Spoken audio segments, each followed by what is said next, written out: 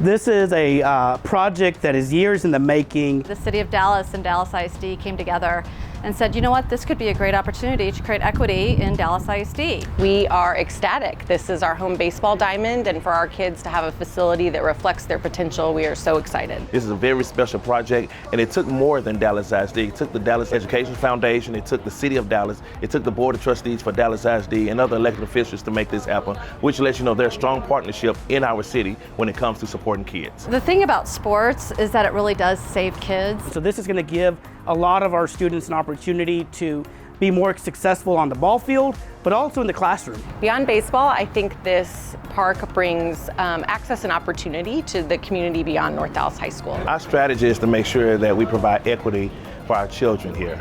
We realize that that is the foundation of Dallas ISD School Board, and to make sure that kids have resources where they can be successful, not just academically, but also athletically. We would not be here today without the support of the Dallas Education Foundation. That philanthropic support just gives proof to the park department that what we're doing, benefiting public and school users of our facilities, is the right thing to do. Dallas Education Foundation has been absolutely pivotal in making this happen. We are so thankful for Texas Rangers Hall of Famer Michael Young. He's been such an incredible supporter of this project. We are excited to launch again the fundraising effort for the Reverchon Park ball field. We're looking forward to engaging even more community members into this great project. Please support the Dallas Education Foundation, and together we will accelerate student success.